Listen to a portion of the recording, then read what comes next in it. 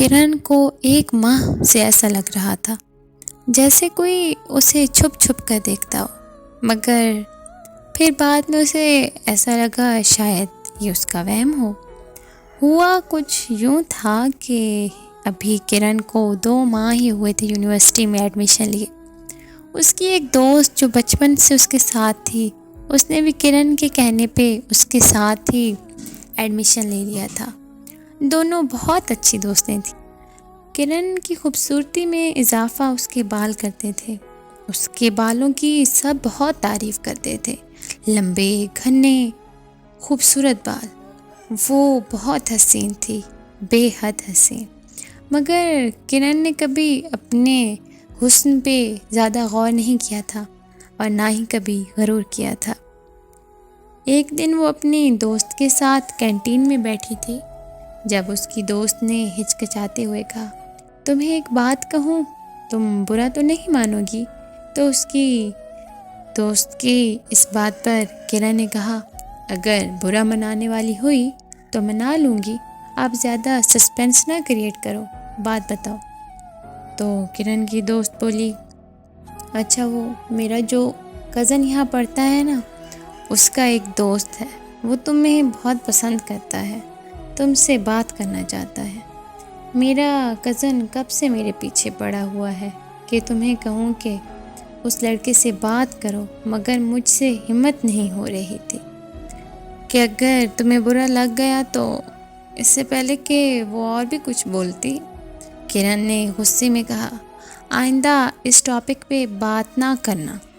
तो उसकी दोस्त बोली, यार तुम मुझसे एक बार मिल तो लो, बात कर लो, अच्छा ना लगे तो आइंदा मैं उसका नाम भी नहीं लूँगी। इस बात पे किरण ने गुस्से से अपना बैग उठाया और कहा, ऐसा करो तुम अपने कज़न और उसके दोस्त के पास जाओ, आइंदा मुझसे बात करने की ज़रूरत नहीं है। ये कहकर वो चली गई। घर आकर भी किरण बार बार वही बात सोचती रही और उसे यकीन हो गया कि ये उसका वहम नहीं था, बल्कि सच में कोई उससे देखता था। किरण ने खुद को जाके आईने में देखा कि क्या मैं सच में इतनी खूबसूरत हूँ कि कोई मुझे हर वक्त देखे। वो आईने में देखते हुए मुस्कुराई कि उसी वक्त उसकी अम्मी रूम में आई। उन्होंने किरण को बताया कि उसकी फूफो शाम तक पहुँच जाएंगी। किरण की एक ही फूफो थी, इसीलिए किरण उनसे बहुत प्यार करती थी और वो भी किरण को बहुत लाड करवाती थी। किरण ये सुनकर बहुत खुश हुई, मगर उसे अंदाज़ा ना था कि उसकी फूफो इस बार किस इरादे से आ रही हैं।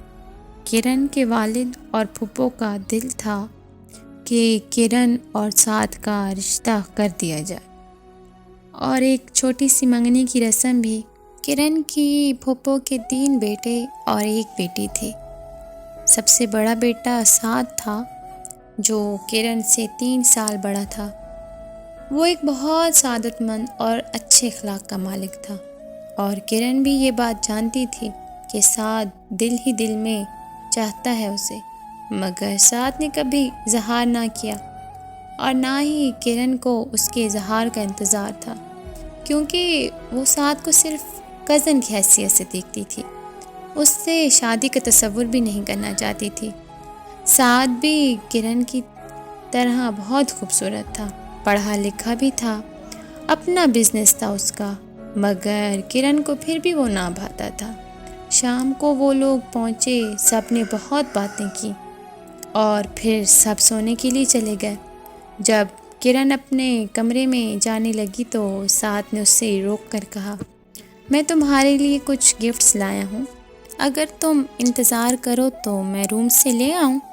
मगर किरण ने 2 टोक कहा, साद भाई, फूफो मेरे लिए जो चीज़ें लाई हैं वही बहुत हैं, इन सब की ज़रूरत नहीं। किरण की फूफो अमेरिका में रहती थी, इसलिए जब भी आती थी तो ज़्यादा दिन रहती थी। साद ने किरण का ये रवैया देखा तो उसके जाने के बाद सोचा, कोई बात नहीं, अभी तो यहाँ बहुत दिन रहना है, इसको मना ही लूँगा। बेस्ट ऑफ लक मिस्टर साद, उसने मुस्कुराते हुए खुद से कहा। अगले दिन जब किरण यूनिवर्सिटी गई तो फिर से उससे महसूस हुआ जैसे उसे कोई देख रहा हो। उसको अब वो नज़रें अच्छी लगने लगी। थोड़ी देर बाद किरण की दोस्त उसके पास आई और बोली, उसका नाम तक नहीं लूँगी, एक बार माफ़ कर दो। तो किरण ने फ़ौरन कहा, माफ़ कर दिया।